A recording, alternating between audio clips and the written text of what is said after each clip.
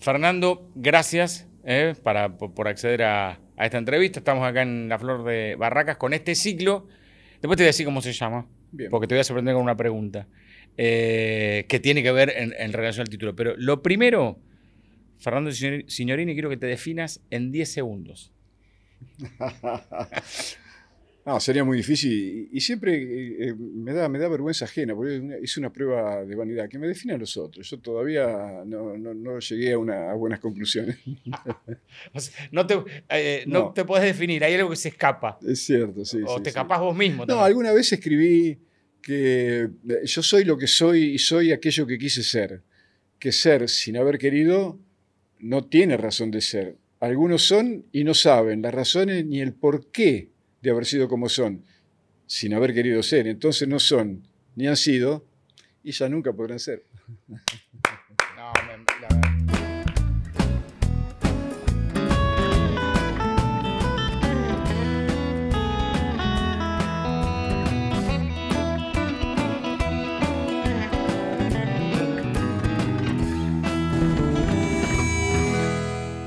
Lo que sos hoy, ¿te hace feliz? No, yo creo que si uno tiene algo, como dice esa canción que no recuerdo de quién es, que dice que si hay algo en mí de cálido y humano, hoy en el mundo de hoy no podemos ser felices. Y vos lo sabés por qué. Sería... Y no es por tomar una posición así que como para quedar bien con... No, yo quiero quedar bien conmigo mismo. Yo sé que en este maravilloso país, hoy mismo hay una marcha multitudinaria por las aberraciones brutales que ha dicho este tipo, que es brutal también y que inexplicablemente en un país que tiene esta historia y los hombres y mujeres maravillosos que lo hicieron está ocupando la casa de gobierno. Entonces, ¿cómo podés ser feliz? De ninguna manera. Y lo que fuiste, cuando digo, me refiero, o lo que hiciste, si vos mirás con No, perspectiva, yo no te hace hice feliz nada, o te hizo feliz? yo no hice nada porque todo lo hizo el destino, por eso yo después elegí, también gracias a lo que me pasó y gracias a Borges, yo prefiero aliarme con el determinismo. Yo no creo en el libre albedrío. A mí todo lo que me pasó porque me tenía que pasar. Yo no programé absolutamente nada. Hicieron falta una cantidad increíble de casualidades como para que un eslabón se uniera al otro y formaran la cadena de mi vida. Yo no hice nada para que Goicoechea le rompiera el tobillo a Diego, por ejemplo. Claro. Y se lo rompió justo cuando yo estaba con Diego. Así que comencé a ayudarlo en la recuperación dinámica de esa brutal lesión. Pero después yo tampoco había hecho nada como para que César Menotti, sin conocerme, sin saber quién era, haya dicho que sí ante mi pedido de que quería presenciar los entrenamientos porque para eso había viajado a Europa y a Barcelona porque él estaba en ese club y él había sido el técnico que más me había convencido, no solamente por el juego de sus equipos, sino, como digo siempre, por la valoración ética que él tenía del hecho deportivo, cuando decía que ganar era importante, pero mucho más importante son los medios que se utilizan para lograr los fines, que el fútbol tiene que ser una maravillosa excusa para ser feliz. Y bueno, y ese día cuando llegué, después de 3 semanas de estar en la puerta del Camp Nou sin poder Sí. ingresar, y ese día milagrosamente lo pude hacer y cuando le dije de qué se trataba, él me dijo, sí, cómo no, a partir de mañana, como la canción, Como no, la a partir de canción. mañana, y era verdad, porque además no autorizaban a nadie. Lo normal hubiera sido que si se digo, no, mira, es imposible eso. Entonces, si él le hubiera dicho que no, mira, en 2 palabras se resume toda una vida. Si él le hubiera dicho que no, yo me hubiera ido y qué sé yo que hubiera sido de Hubieses mi tenido vida. otra vida. Exacto, sí. Vos sabés que tocaste, te lo iba a hacer más promediando la nota en el final, pero me das pie para que te la haga ahora. Y casi que es una obviedad, pero me interesa aún desde la obviedad preguntártelo. ¿Lo extrañás a Diego? Sí, como extraño a mis mejores afectos, pero con todos ellos me queda siempre la tranquilidad de saber que yo no sé si lo que doy yo alcanza, simplemente sé que yo doy todo. Para no quedarme, por materias pendientes me llevaba en el secundario, que rendía un montón, pero en la vida de relación no. Yo doy después no sé si alcanza, si es suficiente y si es lo que los otros esperan de mí. Pero alguna vez me preguntaron si en este momento estuviera frente a Diego, ¿qué le diría? ¿Qué hace, Diego? ¿Cómo estás? ¿Por dónde andaba? Pero no, todo lo que le tuve que decir, se lo dije. Después si le sirvió o no, es otra cosa. ¿No te quedó nada pendiente? O No, sea, no. decirle, No. vos tuviste una relación Sí. Todo lo que le cercana. tenía que decir en su momento, elegía la manera, elegía el momento y el lugar, pero se lo decía porque para eso estaba. Él me había llamado precisamente para que lo ayudara a hacer su mejor versión después de la brutal lesión que había sufrido, ¿no? Pero, ¿y te enojaste alguna vez con él? Sí, claro, ¿Sí? varias, sí. Y él conmigo, sí. Y dentro de esos enojo desde el cariño, desde el afecto, pero digo, Obvio, y por eso los dos sabíamos, o mejor, él sabía que esos reproches, esas críticas, eran a través del afecto, y entonces, bueno, a pesar de que en el primer momento reaccionaba él también, después se daba cuenta y terminábamos con un abrazo, ¿no? alguna vez te escuché en una entrevista, y me gustaría que lo dijeras de vuelta, porque primero porque el valor periodístico que lo digas vos, pero me pareció de una profundidad, porque vos dijiste, con Diego iba a cualquier lado, con Maradona era imposible. Sí, ¿Cómo es esa frase? Decime, pero por eso fue porque habíamos ido a poco de llegar a Nápoli, me llamó que me pasaba a buscar para ir junto con Claudio y 2 o 3 amigos más a un restaurante. Entonces fuimos. Y apenas llegamos y entramos y lo descubrieron, bueno, fue un pandemonio, ¿no? Porque la gente se acercaba, te empujaba. A él le querían tirar el pelo y Diego se ponía furioso porque si había una cosa que no le gustaba era que le tocaran el pelo. Pero a mí uno me metió el papel que tenía para el autógrafo en el plato, que yo tenía la pasta, espagueti alle vongole, que tanto... Entonces, la pasamos muy mal.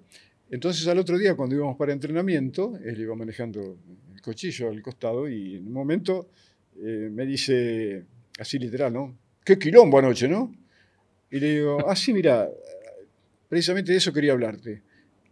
No me invites porque no voy a ir nunca más a un lugar público a almorzar o cenar con vos, porque digo, sinceramente, ese es un día, no se puede. Le digo, mira, que te quede claro, yo con Diego voy hasta el fin del mundo. Pero con Maradona no voy a estar a esquina. Se te cargó vos de Maradona. Entonces él me mira y sonriendo me dice, sí, tenés razón, me parece estar viéndolo. Pero si no hubiera sido por Maradona, yo todavía estaría en Fiorito. Espectacular. Reaccionó como siempre con esa certeza, esa precisión que lo caracterizaba. ¿Sabes qué? Otra cosa, esto quizás del prejuicio, pero yo sin conocerlo o sin la posibilidad que tuviste vos de conocerlo profundamente Maradona. ¿Por qué, y salgo de los casos particulares, pero por qué no se le podía decir que no a Diego? A veces yo noto que no se le ponía límites, y lo digo desde...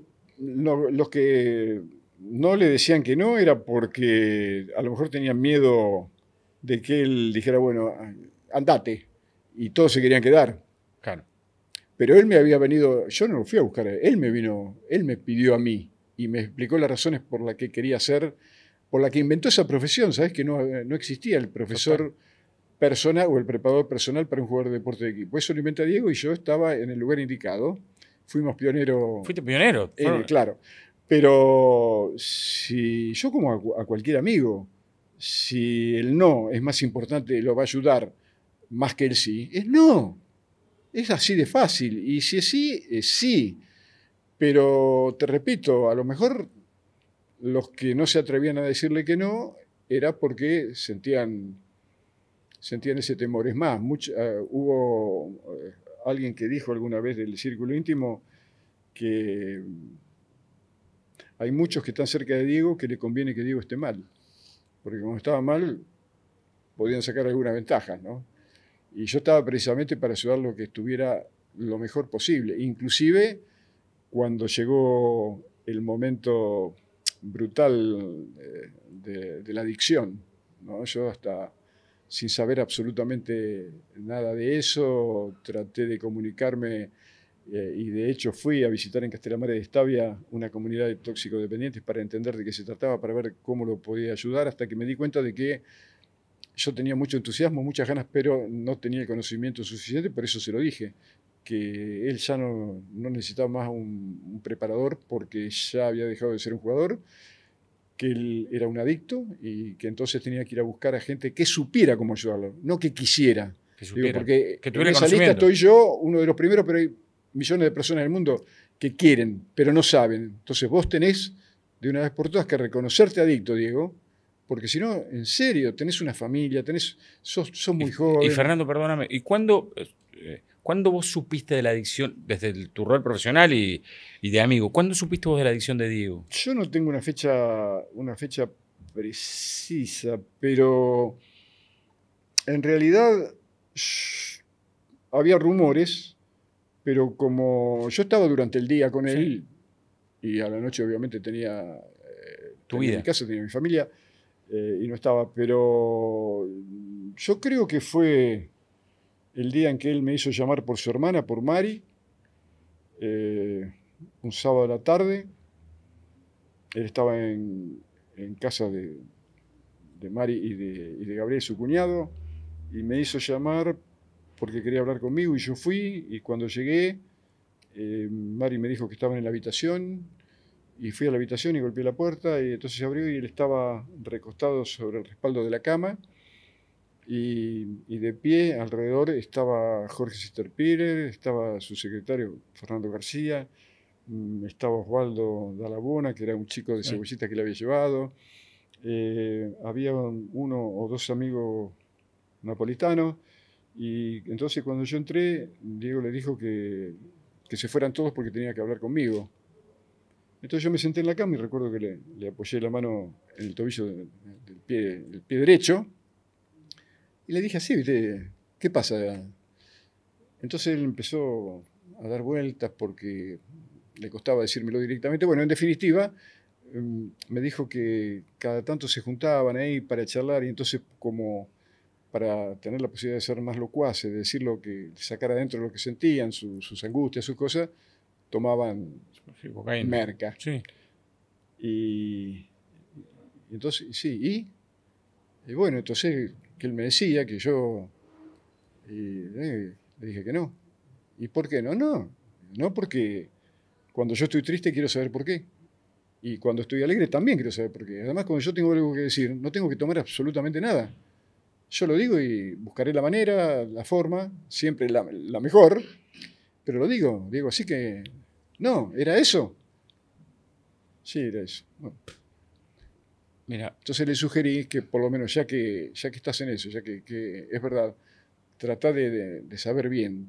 También en eso tenés que buscar a algún especialista, porque a lo mejor conociendo lo que te pueda producir, te va y, y- a también ayudar, ¿y ¿no? cómo explicás ya pero dejando de no vos, los lugares comunes, que ya sabemos todo que fue un genio, que un físico privilegiado, vos como profesional, como tipo que lo entrenó, y a partir de este conocimiento de Diego, el propio Diego decirte, si mira, soy adicto o tomo, ¿cómo explicás que pese a esa adicción y a esa enfermedad, igual fue un genio? ¿Y por qué era eso?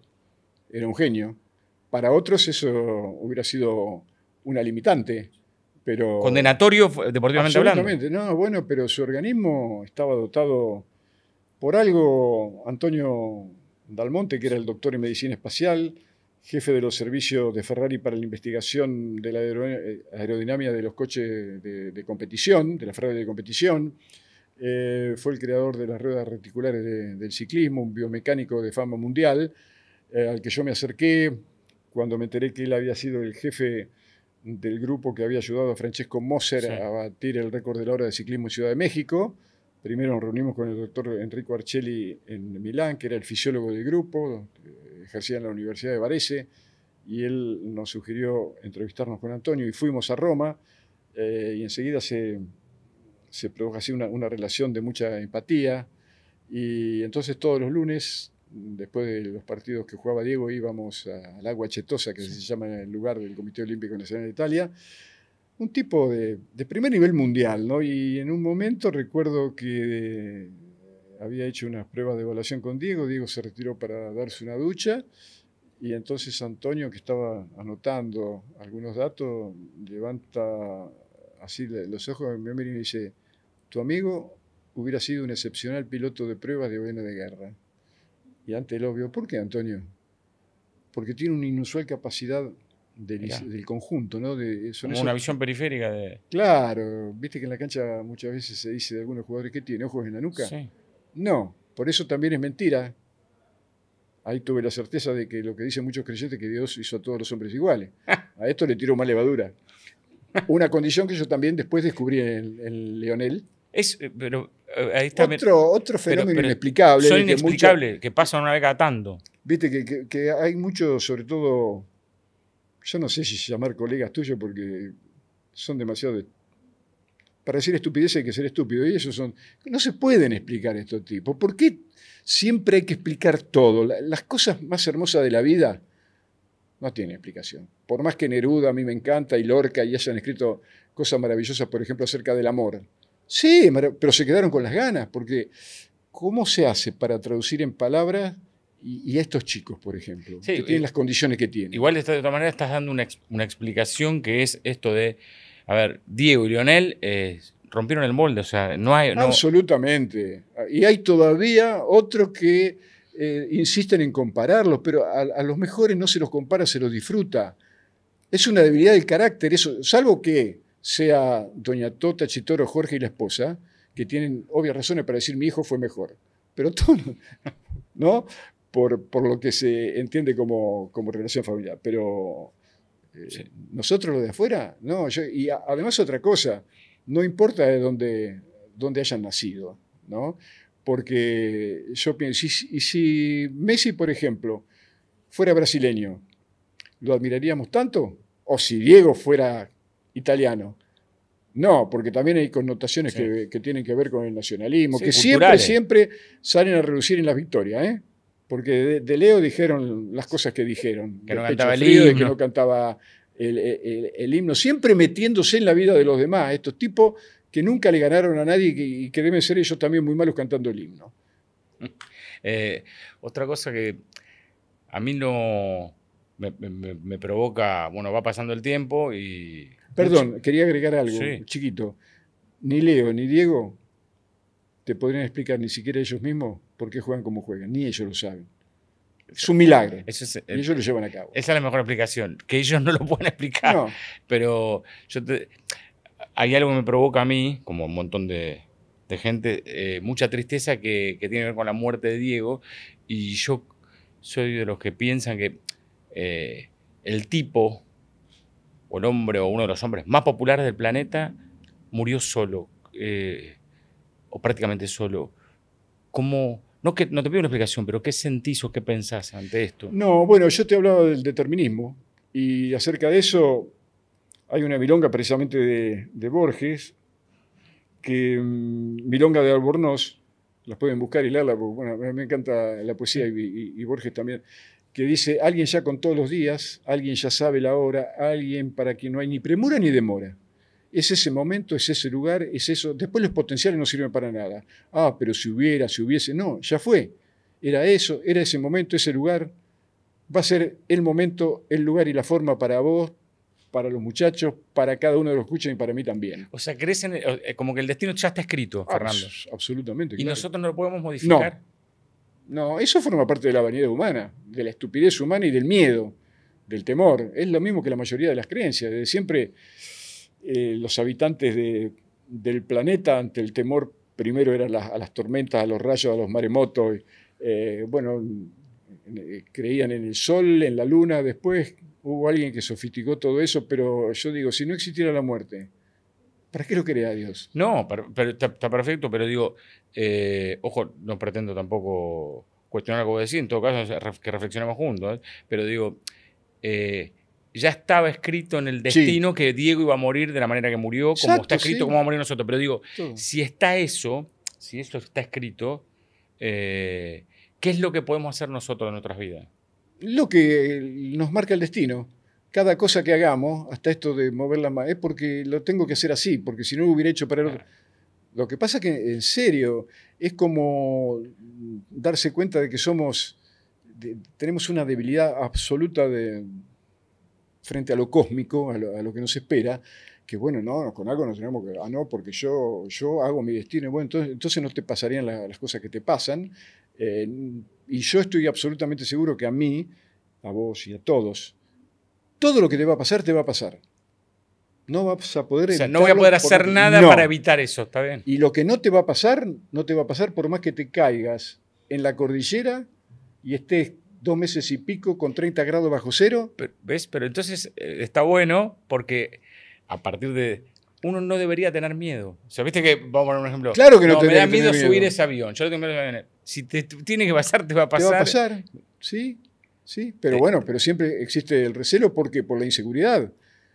Porque casualmente el otro día hubo ese accidente en Washington entre el avión y el helicóptero y un especialista decía precisamente que sí, normalmente eso se evita, sí, pero ahí no se evitó. No se evitó, es ¿no? tal cual. Con todos los adelantos tecnológicos que hubo y la inteligencia artificial, No se evitó, es verdad. y van a seguir pasando cosas así. Ahora, espero se interprete la pregunta, para los que vean la nota, incluso vos, Fernando. ¿Lo mataron a Diego? Yo creo que no sé, no conozco a nadie y me siento, sería deshonesto desde el punto de vista humano hablar de gente que no conozco. Yo sé que la gente que estaba con él era la gente que Diego quería que estuviera con él, porque si no hubiera habido otro. Y entonces para mí está bien. Ahora, si después la figura de él era tan poderosa que en alguno de ellos provocaba eso de no ir en contra, bueno, eso es otra cosa. Entonces yo no creo de ninguna manera, te repito, la culpa de que Diego haya muerto, ¿sabés quién la tiene? Tota y Chitoro, que lo hicieron hacer. Porque muchas veces no pensamos, eso me lo dijo un día el doctor Oliva, cuando me preguntó si yo tenía hijos y le dije que no. Ah, ¿pero vas a tener? Sí, sí, ¿y cuánto? 2. Y entonces me dijo, ¿vas a condenar a 2 a muerte? Y ante mi sorpresa me dijo, claro, porque los padres no pensamos en eso, porque generalmente siempre los hijos mueren después que nosotros. Sí. Entonces nos parece que son inmortales porque no van a morir, pero tened cuidado porque a veces la pirámide se invierte. Sí. Pero, viste, hablar de estas cosas causa mucho, todo el mundo no quiere el miedo a que se me mueran mis seres queridos. Y sí, como una vez se lo dije a él también. ¿Cómo que vos querés morirte antes de tus padres? Así que vos le querés regalar a tus viejos, que son lo que son, el dolor más brutal que los padres pueden tener, que se le muere un hijo. Porque me había dicho que los quería tanto que prefería morirse primero, ¿no? Le dije, no, de ninguna manera. Ellos se tienen que ir antes que vos. Y vos te tenés que ir antes que tus hijas. Sí. Hablaste en varias entrevistas de Don Diego. Sí. Y no sé si en chiste o en serio, hasta te escuché decir, Diego era bueno, pero Don Diego era más bueno. Porque ¿Cómo era Don Diego? me hicieron una nota para la película de Kusturica que después no lo incluyeron. Habrán tenido miedo yo también.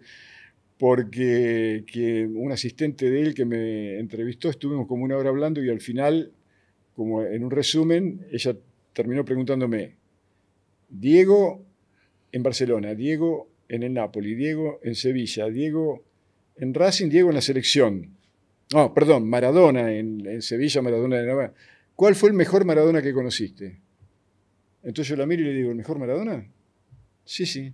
No, el mejor Maradona fue Don Diego, el papá. El hijo jugaba mejor al fútbol, pero el mejor Maradona era... Don Diego era... Sí, un ser muy, muy especial, que tenía esa sabiduría ancestral, ¿no? De que él prácticamente no hablaba. Él manejaba todo el entorno, todo el ambiente con la mirada. Una mirada te decía si estaba de acuerdo, si estaba bien, o si era una mirada de reprobación. ¿Y Diego lo escuchaba al padre? O sea, sí. le daba, ¿viste? Bueno, en una de sus últimas entrevistas, no sé para qué programa o qué canal fue, terminó diciendo en ese momento, no sabés lo que daría por ver entrar por esa puerta a mi viejo. Yo creo que primero doña Tota, después él, y yo creo que Diego ahí dijo, ya está. Sí, no quiero más. Después todo lo que pasó era precisamente eso, era lo que le tenía que pasar. No le echen la culpa más a nadie. Ahora, si hay responsabilidades, que actúe la justicia, pero yo no soy quien como para absolver ni condenar a absolutamente nadie. Mirá, lo dijiste miles de veces, pero va a ser esta la 1001, porque estuviste ahí. A Diego en el Mundial de Estados Unidos, ¿lo liquidan? Sí, claro, el poder. ¿Sí? Sí, sí, así. Eso lo tenés, o sea, lo vas a repetir hasta el último día de tu vida porque tenés, no es opinión, ¿tenés la información o vos crees que fue así? Mira, hay cosas que no se necesitan tenerlas. Tampoco necesitas saber qué te puede pasar si te tirás del 15º piso de cabeza y en los pies no te vas a hacer nada, ¿no? Pero esto es así, hay cosas que no necesitan de ninguna prueba. Eso también yo recuerdo, bueno, también, total esto se edita y si bien lo sacan, pero en un libro que tal vez el libro que me cambió mi modo de ver la vida, que es de Bertrand Russell, ¿Por qué no soy cristiano? En la última parte está una especie de debate entre Russell y el arzobispo de Canterbury, se pronuncia más o menos así, en inglés, acerca de la existencia de Dios. Y entonces cuando Russell lo comienza a encerrar al arzobispo, ¿no? A través de las razones que él exponía, que tenían que ver también con la ciencia, con la lógica, y el arzobispo, que ya no tenía cómo defenderse, dice, bueno, no, basta, se acabó el debate. La existencia de Dios se explica por la verdad sin prueba. Quiere decir, yo en esto es igual, yo tengo la verdad, no tengo las pruebas, pero ¿qué me importa? Si yo sé cómo fue todo, porque además, a falta de una semana aproximadamente para el comienzo del Mundial, esto ya lo he dicho en otras oportunidades, y ante la duda que teníamos todo debido a la cantidad de pastillas que Diego tomaba. Serrini, claro, le hacía tomar a Diego, yo le sugerí a Ernesto Ugalde, que era el médico de la delegación, porque el segundo era Roberto Pedro, el cardiólogo, ¿por qué no pedís a Grondona que baje un pedido de FIFA para hacer un control a sorpresa que ya estaban habilitados, ¿no? Y a él le pareció muy buena idea y lo habló con Grondona. Y Grondona extrañamente dijo que no. ¿Cómo? ¿Por qué? No, dice, sería molestar mucho a los jugadores. Preguntáselo a Roberto Pedro. Roberto había comprado todos los tubitos para hacer 1 minuto y medio por jugador y listo. Si tenías la sospecha de tener una bomba abajo de la mesa, bueno, la podías desactivar. Había que proceder, claro. Y a una semana se podían tomar un montón. Porque además yo creo que esa misma selección, si Diego no hubiera jugado, si Diego no lo hubiera convocado, una vez clasificada ante Australia, esa selección creo que hubiera llegado mucho más lejos, si bien no se puede hablar de lo que no pasó, porque tenía un potencial brutal, sobre todo en medio campo hacia arriba, ¿no? Recordamos a Simeone, a Redondo, a Canilla, bueno, Balbo, que jugaba también, a Batistuta. Claro, pero ese golpe fue emocionalmente tan brutal que bueno, que no le permitió... ¿Y por qué se lo sacó entonces, Fernando? Vos Se lo sacó precisamente por eso, porque ¿quién es este negrito villero que nos ridiculiza, que nos hizo perder la fortuna que nos hizo perder en el Mundial de Italia, él con sus compañeros eliminando en el partido también uno de los más emblemáticos de la historia del fútbol, porque se jugó en Nápoli? ¿Vos crees que fue una cuestión de poder? Además él tenía, ¿te imaginás que Diego llegara a levantar la copa con Fidel y el Che justo en el centro del imperio? No, a Diego había y tenía que servir además como ejemplo para alinear a todos. Vos fíjate que hoy en día parece que los jugadores, por más que sean estrellas mundiales y ganen fortunas de dinero, los han transformado en ovejas de un rebaño. Sí. No pueden abrir la boca porque saben que el serrucho sigue afilado y a ellos también le pueden cortar las piernas, ¿no? Mira, te voy a hacer 2 o 3 preguntas más y después voy a cerrar con la que te dije, que un poco involucra el nombre de este ciclo de entrevistas. La primera, el mejor Diego que vos, Fernando Signorini, preparador físico. El previo a la lesión que él sufrió, yo no lo vi en Argentino Junior, pero además jugaba contra otros rivales. Ya en España jugaba y en Italia contra los mejores del mundo, entonces la valoración tiene que ser otra. Acá hizo cosas extraordinarias. pero allá los rivales... Estamos hablando del Diego previo al Mundial 86, o sea, Barcelona y Nápoles. Sí, previo a la lesión. Previo al 24 de septiembre del 83, yo lo vi 2 o 3 partidos. Uno recuerdo que fue contra la Real Sociedad en el Camp Nou, y era imposible, ¿no? Era una cosa que vos lo mirabas y dices, ¿cómo puede ser que frene, que vaya, que venga, que engañe a todo el mundo, que esa potencia brutal, el coraje? Después, claro, durante el Mundial, pero el Mundial es como una isla, son solamente 7 partidos.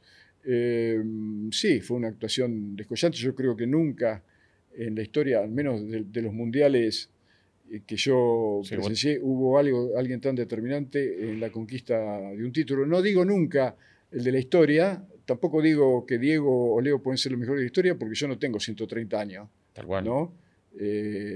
Y además de eso de decir quién es mejor, ¿cómo haces? Tendrían que haber jugado el mismo partido contra los mismos rivales en el mismo momento y es imposible. ¿No? Podés decir quién me gusta más. Ah, bueno, eso te lo acepto.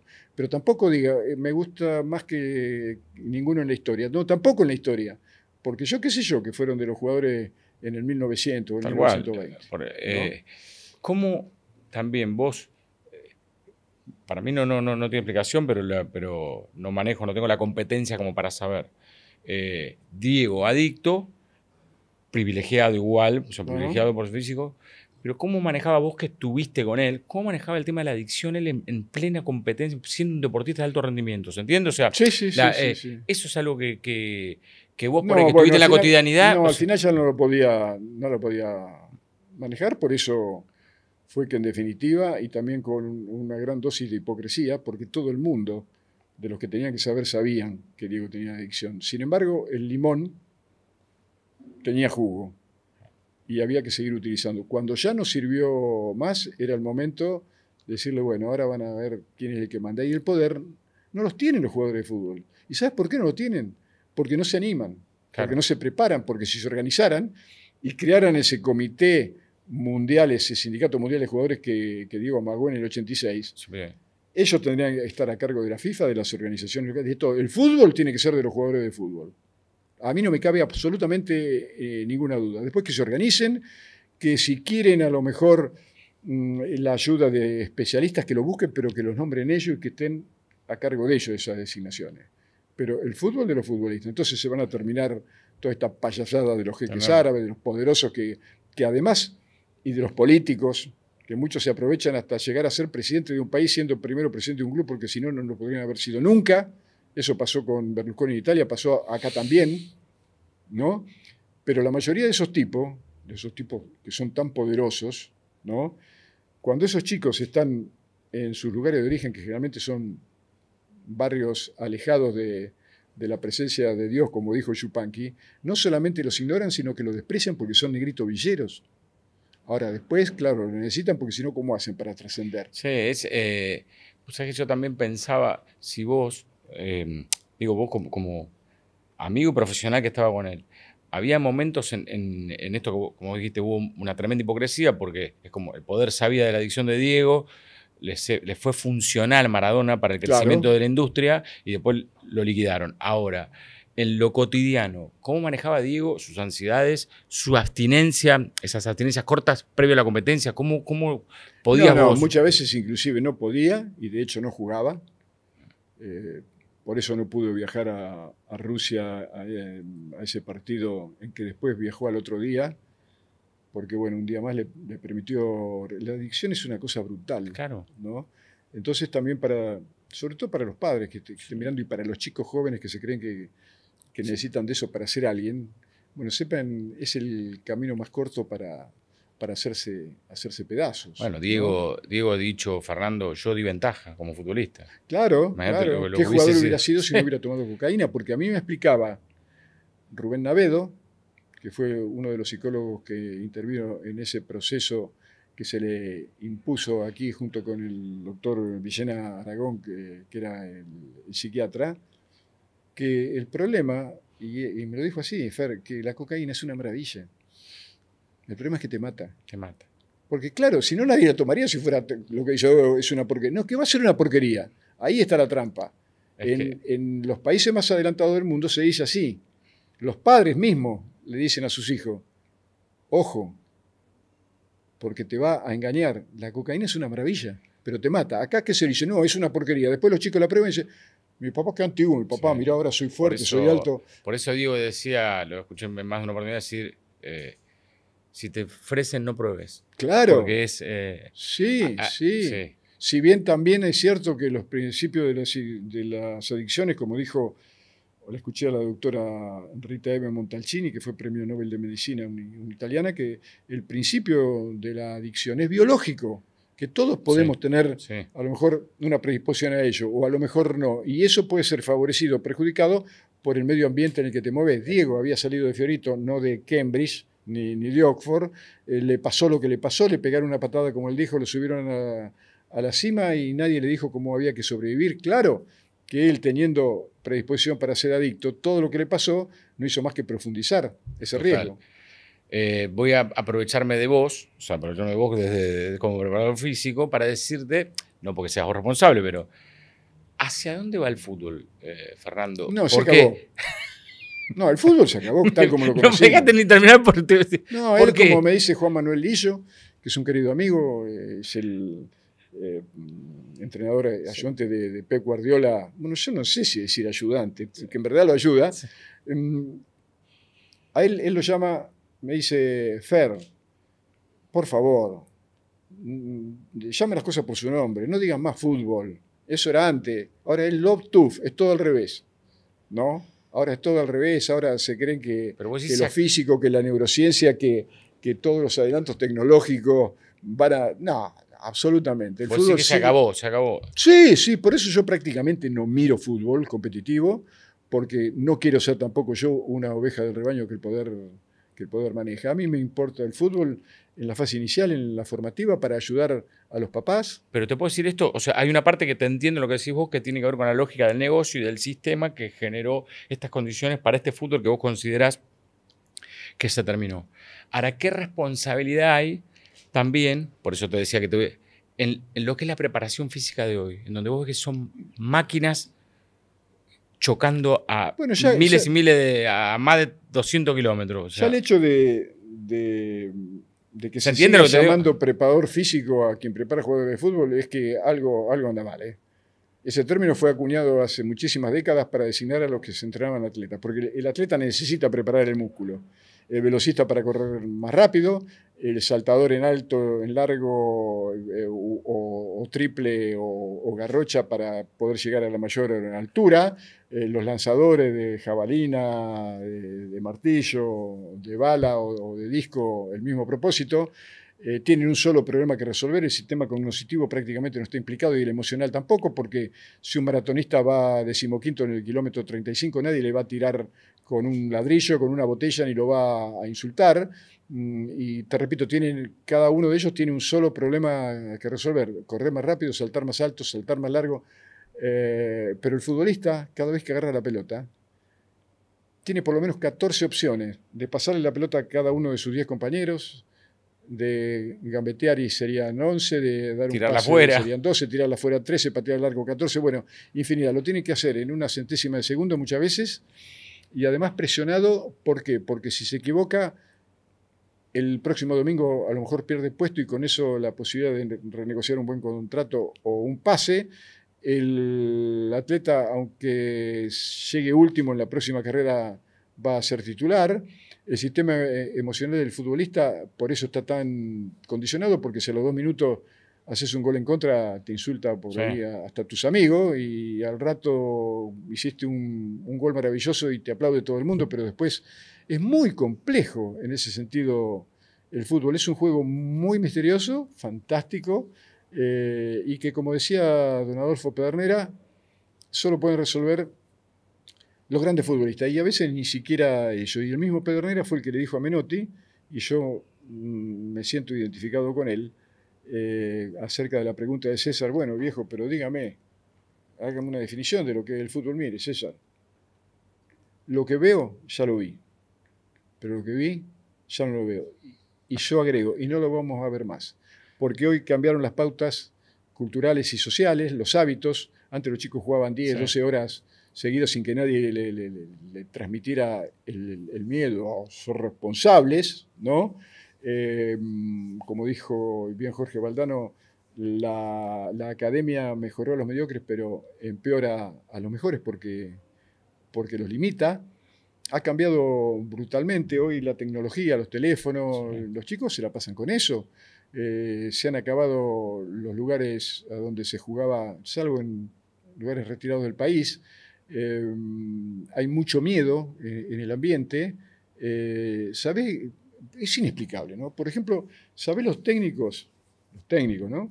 Y los dirigentes y los jugadores, ¿a quiénes le tienen miedo? ¿A quién? A ustedes, a los periodistas le tienen miedo. ¿A usted cómo se lo va a tener miedo a ustedes? Si ustedes se sobreentiende que saben poco y nada de esto, porque si no lo harían ustedes. ¿Te das cuenta? Por eso Menotti, en su libro Fútbol sin trampa, dice el 95% del periodismo deportivo no sabe nada de fútbol. ¿Y qué dijo Elba de Padua Lima? Menotti dice eso porque es muy generoso. Hoy hay muchos colegas, entre comillas, tuyos que parecen, pero son risueños, porque además para las estupideces que dicen, y los ponen de saco y corbata, tendrían que estar como yo, así, y sobraría. Me das el pie para la pregunta final, pero porque mirá qué lindo pie me das, porque este ciclo de entrevistas, un poco, lo explico, pero la idea es no explicarlo tanto, pero a vos sí, dame un título. Viste que los periodistas ahora, o desde hace un tiempo, está esta búsqueda del título. Más allá de la charla, es sacarle un título al entrevistado que haga que la entrevista se espectacularice. Y muchas veces en ese título está desnaturalizada toda la nota, ¿entendés? Claro. O sea, entonces yo un poco, jugando con eso, y con mis compañeros dijimos, vamos a preguntarle a los entrevistados que el propio entrevistado me dé un título.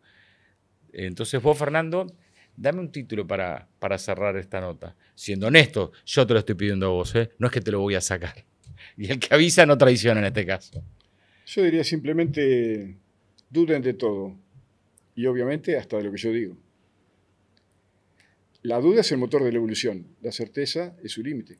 ¿Tengo que dudar de todo lo que me dijiste hoy? Claro, de todo. Y mejorarlo. Y desechar aquello con lo que no estás de acuerdo. Perfecto. Me quedo con eso, ¿eh? Sí. Pero sin ninguna duda, claro. Porque a lo mejor descubriendo cosas en las que yo pude estar equivocado, me ayudarías a mejorarlas. Gracias, Fernando. Gracias.